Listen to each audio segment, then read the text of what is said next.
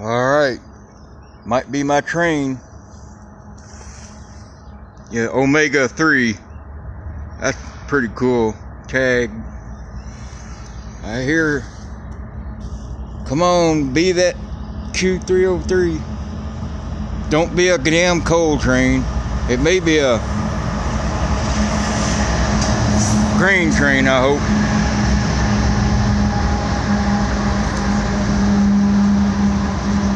Oh, God dog it. Damn coal train. Shiite Muslim.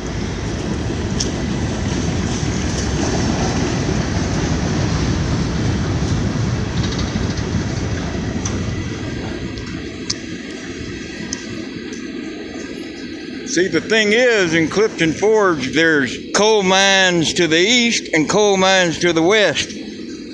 So these here, I can't, of course I can't see the springs to see if they're loaded.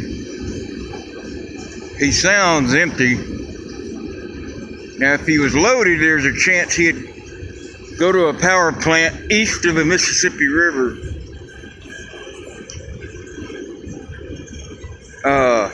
All the power plants west of the Mississippi River get their coal from Wyoming.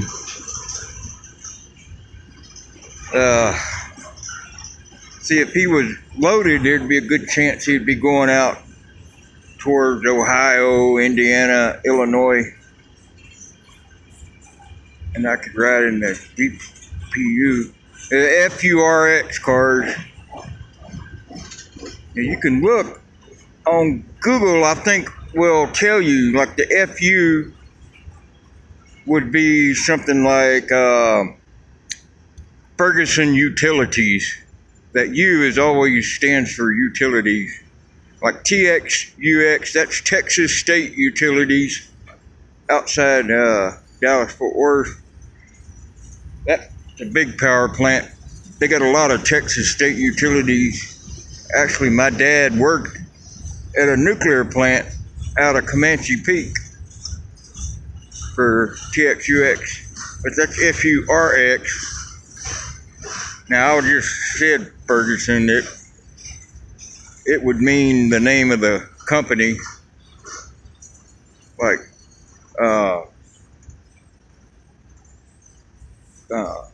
Fog Hat Utilities. Of course, that's the band Fog Hat using that electricity for their electric guitars. No, I am just joking there. I don't know why that come out.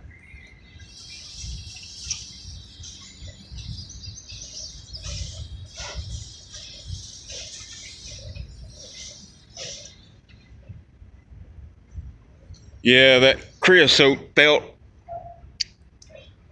They soak this felt with pitch or tar.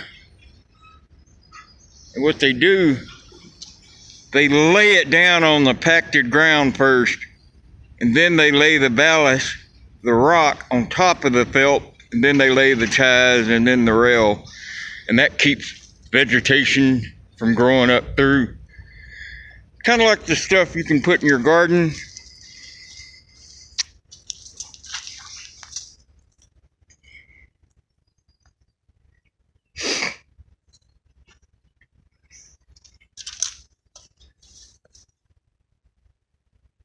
Yeah, I see somebody had on that other pole, it said tired of waiting, and this one said escape from Clifton Forge, because it is kind of hard to catch out of here.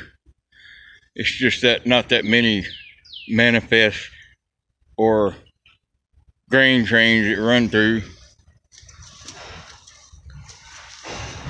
Good. I could think of another story. Let me brainstorm here.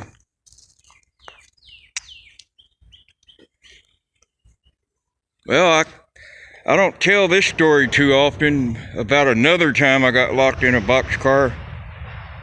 It was my own dumb fault too. I should have known better, because this was only like, 7 years ago.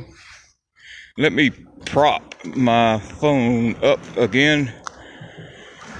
Yeah, I got somebody sent me a donation on my PayPal, and I got some good road grub, some big old fat Slim Jims, Jack Links, some Dr. Pepper, some more cookies. Yeah, let me try to shut my, well, give me a second here. They're so long they poke out of the top of the bucket. Now, let's see. This might be a little crooked. Bear with me.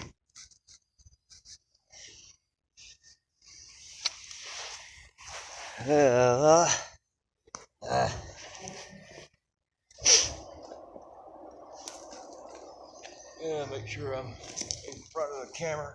Yeah, I went and got some gloves. They have a 3-pack over at Dollar General for like $2.75. But yeah, I was in Sioux Falls, South Dakota, and I caught that little local out of there to Sioux City, Iowa. It's like once every other day local that runs from Sioux Falls to Sioux City. Anyway, I had gotten on a boxcar, and I spiked the door pretty well, but not all the way.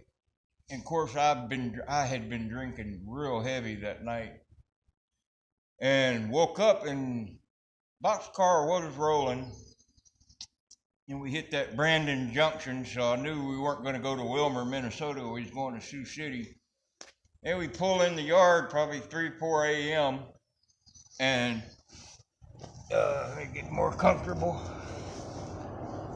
I hope I'm in view. About 3 in the morning, we pull into the yard in Sioux City.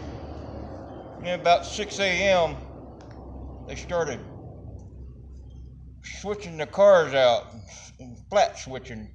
Flat switching is when they don't have a hump to push them over. They just push them back and forth with the Jeeps. Call them a Jeep because the GP, a Jeep 38, we just call them Jeep for short, the switch engine. And the first hit so hard, slammed the car into me so hard that the door slammed shut. And it really didn't bother me that much because I thought, well, I'll just wait till we get smashed from the other end, then it'll open back up. And that's what happened about 45 minutes to an hour later. I should have bailed out then, but used to I drank so much that when I'd go to sleep, my alcohol level would go down and my body would start going in withdrawal from the alcohol. And sometimes you get so sick you just lay there, you don't even want to take a drink, you feel so bad. So I pounded a couple of beers and boom, we got hit again and that damn door shut again, second time on me. And thank God I had some dunnage. They call that scrap they leave in boxcars dunnage or fodder.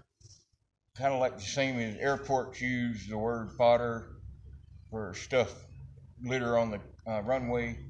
So does the railway as far as junk and litter and leftover bands and braces left in boxcars. They're supposed to, the companies that unload boxcars that are required to clean them out, but some don't give a rat's butt.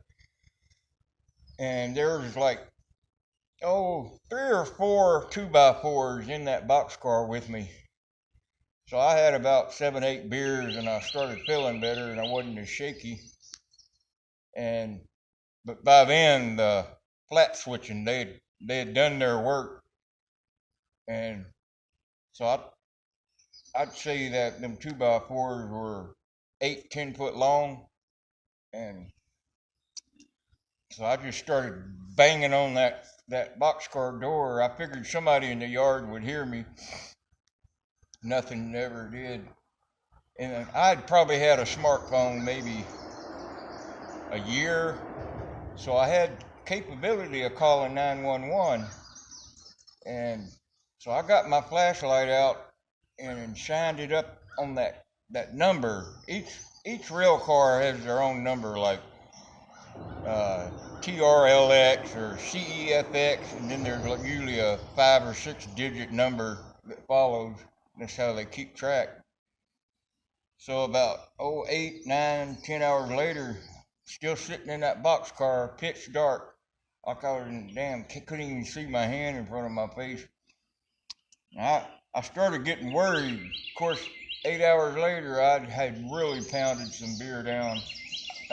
Back then, I was drinking 12 packs of beer a day, between 30 and 38 beers a day I was drinking. The only time I didn't drink was when I was sleeping for 4 hours at the most. And, oh shit, hang on. Sorry about this. Well, there we go. So, I got on the phone, dialed 911. 911, what's your emergency? Yes, ma'am. My name's Mark Nichols. I'm locked in a boxcar. Excuse me? Yeah, my name's Mark Nichols. I'm locked inside of a railroad boxcar, train car. What railroad are you on? I said, on Burlington Northern Santa Fe, out there on the loop that goes around town. And so I heard her on the dispatch radio, and I said, look, this is the car number I'm at. You're going to have to call BNSF and tell them I'm trapped inside a boxcar. And I read her out that number, and she says, try to stay on the phone with me. And I said, ma'am, my phone's down to like 7%. It's fixing to cut off and die on me. And she goes, well, do you know the number for BNSF? I'm like, that's not my job. Of course I don't. My phone is, like I said, 7%. I can't look up the phone number and get back and call you back. You're going to have to do that part for me. And so she stayed on the line with me as long as possible. And I was banging. I had another canned good, banging on the door, doing the SOS Morse code, banging on with that 2x4 loud. I know, my God, Osama bin Laden had to have heard me. I mean, completely around the other side of the earth. Man, I was making some noise. Nobody. So that 2 hours later, I had gotten that 2x4 just in that crack enough to pry that door open. So I got out. I got out on my own, started walking through the yard with my gear, trying to get off the yard, and I seen a worker drive by. No one ever even looked for me. And but they knew about it because the worker said, hey, they're looking for you. And I'm like, and?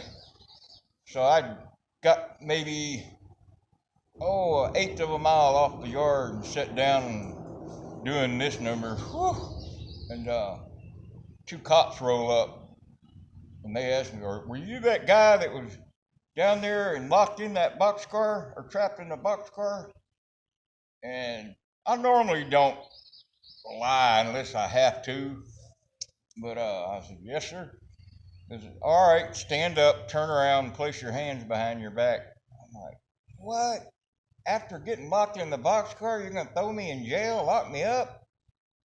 And so one car had put all my gear in his trunk, and then they put me in the second squad car, handcuffed, seatbelt in.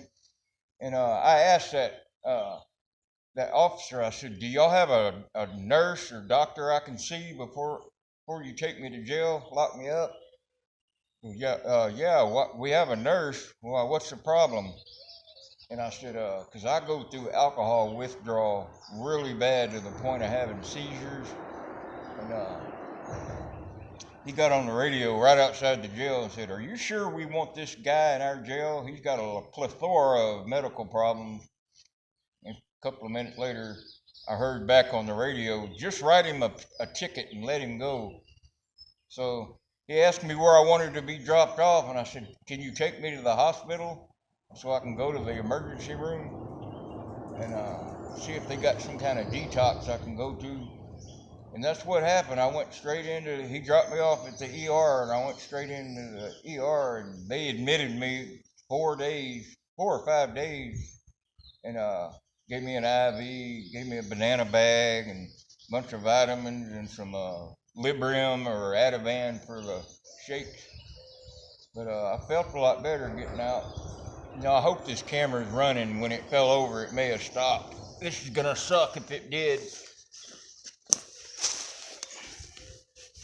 All right, that's the. I think it's still going. Anyway, that's another locked in story.